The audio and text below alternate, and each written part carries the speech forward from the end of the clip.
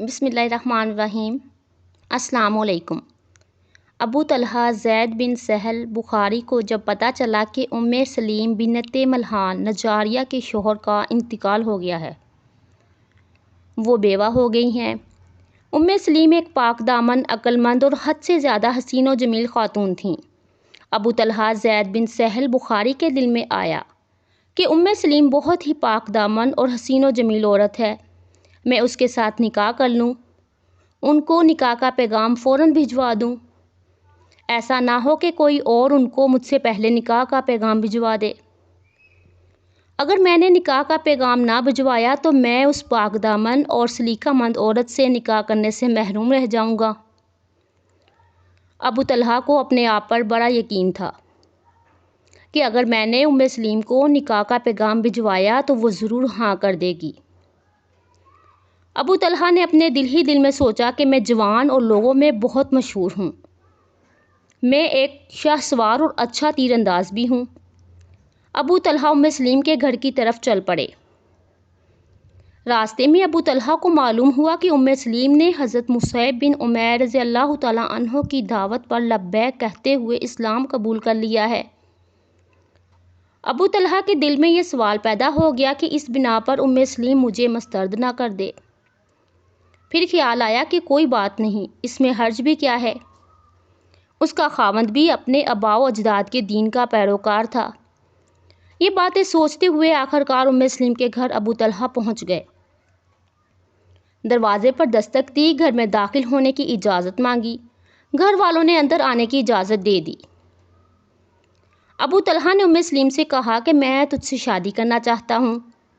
حضرت سلیم نے جواب دیتے ہوئے کہا کہ آپ جیسے بہادر انسان کو شادی کرنے سے انکار تو نہیں کیا جا سکتا، لیکن میں تم سے شادی نہیں کروں گی، اس لیے کہ تم کافر ہو۔ سلیم رضی اللہ تعالیٰ عنہ کی بات سن کر ابو طلحہ نے سمجھا کہ سلیم ٹال مٹول کر رہی ہیں، اس کو مجھ سے کوئی زیادہ امیر اور مالدار شخص مل گیا ہے جس کا مجھ سے زیادہ معاشرے میں رعب اور دبدبہ ہے۔ ابو طلحہ کو یہ خیال آتے ہیں ابو طلحہ نے سلیم سے کہہ دیا کہ خدا کی قسم، میرا کافر ہونا تجھ کو میرے ساتھ شادی کرنے کو نہیں روک سکتا۔ ابو طلحہ نے پوچھا کہ تجھ کو مجھ سے شادی کرنے سے کون سی چیز روک رہی ہے؟ کیا سونے چاندی کی چمک دھمک نے تجھ کو مجھ سے شادی کرنے سے روکا ہے؟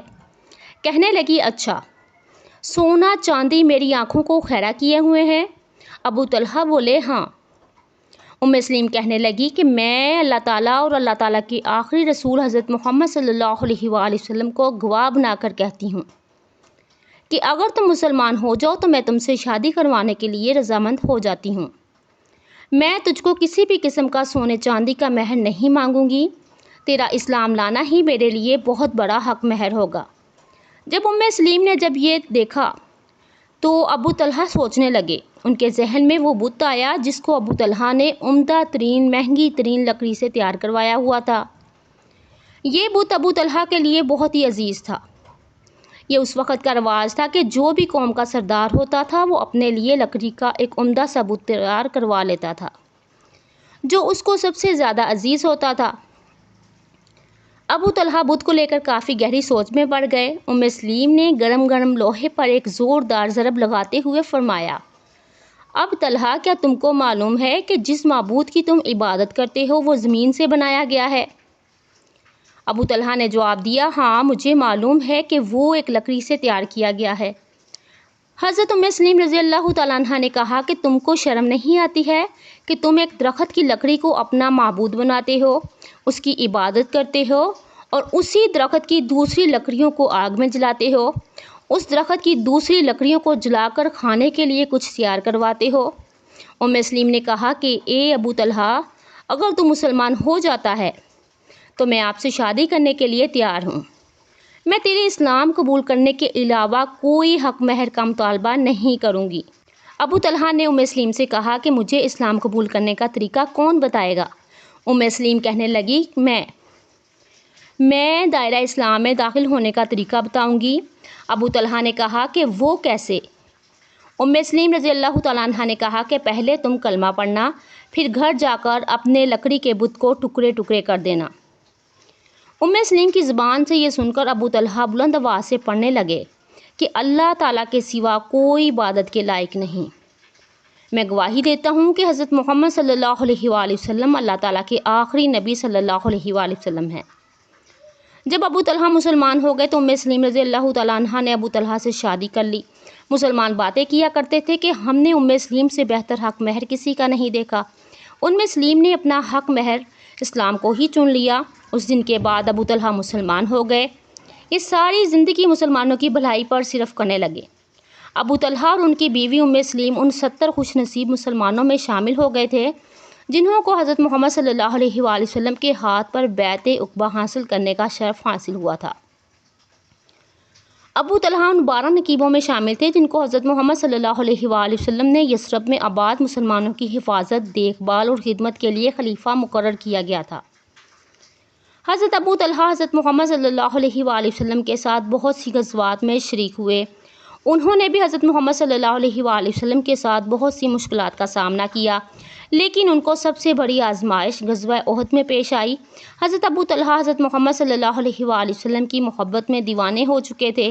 ابو طلحہ کا ہر وقت یہی دل کرتا رہتا تھا کہ میں حضرت محمد صلی اللہ علیہ وآلہ وسلم کو دیکھتا ہی رہوں اور ان کے سامنے بیٹھ کر ان کی باتیں سنتا ہی رہوں۔ حضرت ابو طلحہ جب بھی فارغ ہوتے تھے تو حضرت محمد صلی اللہ علیہ وآلہ وسلم کے پاس چلے جاتے تھے۔ حضرت محمد صلی اللہ علیہ وآلہ وسلم کو پیار بھرے الفاظ میں یوں فرمایا کرتے تھے کہ اللہ کے رسول صلی اللہ علیہ وآلہ وسلم، میری جان و مال اور عزت آپ صلی اللہ علیہ وآلہ وسلم پر قربان ہو۔ جنگ احد میں ایک ایسا مقام آیا کہ حضرت محمد صلی اللہ علیہ وآلہ وسلم اپنے صحابہ سے تنہا ہو گئے۔ مشرکین نے حضرت محمد صلی اللہ علیہ وآلہ وسلم کو ہر طرف سے گھیر لیا اور حضرت محمد صلی اللہ علیہ وآلہ وسلم پر حملہ کر دیا۔ مشرکین نے حضرت محمد صلی اللہ علیہ وآلہ وسلم کے 2 دانت مبارک شہید کر دیے۔ چہرہ مبارک اور ہونٹ مبارک زخمی ہو گئے۔ چہرہ مبارک سے خون بہنے لگا۔ مشرکین نے یہ افواہ پھیلا دی نعوذ باللہ کہ حضرت محمد صلی اللہ علیہ وآلہ وسلم شہید ہو گئے۔ مسلمانوں نے جب یہ خبر سنی تو ان کے حوصلے پست ہو گئے۔ مسلمانوں میں بھگدڑ مچ گئی۔ اس موقع پر چند صحابہ حضرت محمد صلی اللہ علیہ وآلہ وسلم کے ساتھ مشرکین کا مقابلہ کرتے رہے۔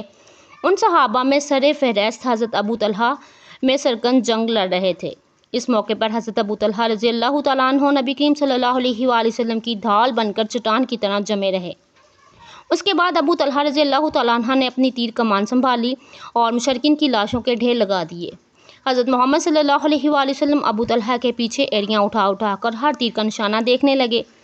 ابو طلحہ رضی اللہ تعالیٰ عنہ نے عرض کی، یا رسول اللہ صلی اللہ علیہ وآلہ وسلم، میرا تن من، میرا مال، میری جان آپ صلی اللہ علیہ وآلہ وسلم پر قربان ہو۔ میرے جسم کا ایک ایک حصہ آپ پر نثار ہو۔ آپ صلی اللہ علیہ وآلہ وسلم دشمن کی طرف اس طرح سے نہ دیکھیں، خطرہ ہے کہ مشرکین آپ کو کوئی نقصان نہ پہنچا دیں۔ حضرت ابو طلحہ کافی دیر تک حضرت محمد صلی اللہ علیہ وآلہ وسلم کا دفاع کرتے رہے، یہاں تک کہ 3 کمان ٹوٹ گئیں۔ مشرکین کی لاشوں کے ڈھیر نظر آنے لگے، پھر جنگ ختم ہو گئی۔ اس موقع پر جس طرح ابو طلحہ اللہ تعالیٰ کی راہ میں جان قربان کرنے پر سخی تھے، اسی طرح اللہ تعالیٰ کی راہ میں مال و دولت خرچ کرنے میں سخاوت کیا کرتے تھے۔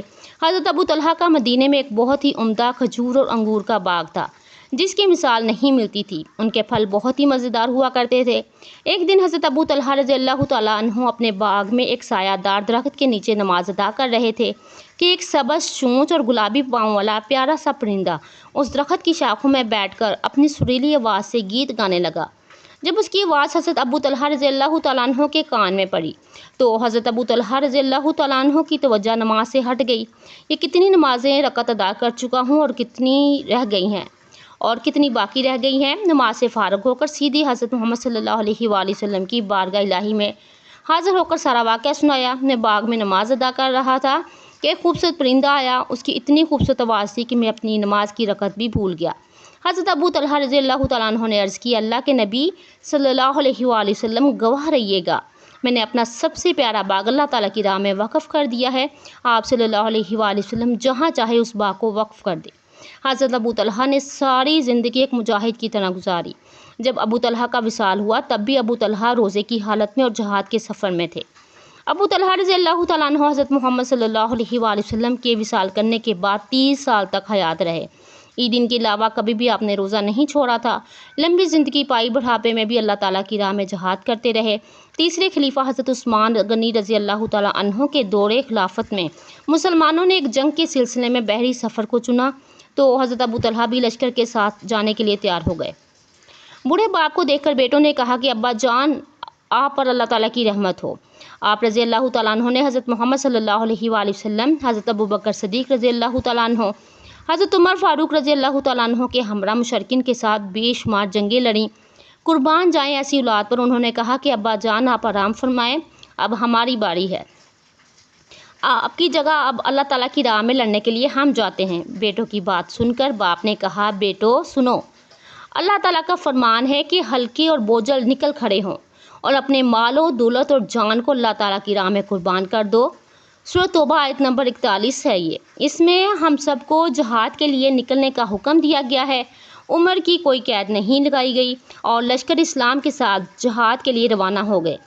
اسلامی لشکر سمندر میں سفر کر رہا تھا کہ راستے میں حضرت ابو طلحہ رضی اللہ تعالیٰ عنہ اپنے حقیقی خالق سے جا ملے۔ مسلمان حضرت ابو طلحہ رضی اللہ تعالیٰ عنہ کو دفن کرنے کے لیے کسی جزیرے کی تلاش میں تھے۔ مسلمانوں کے لشکر کو 7 دن کے بعد جزیرہ نظر آیا۔ 7 دن کے بعد بھی حضرت ابو طلحہ رضی اللہ تعالیٰ عنہ کی نش مبارک ایسی تھی جیسے ابھی سو رہے ہیں۔ سبحان اللہ۔ سمندر کے دامن میں اہل خانہ اور وطن سے دور، خاندان اور گھر سے دور حضرت ابو طلحہ رضی اللہ تعالیٰ عنہ کو دفنایا گیا۔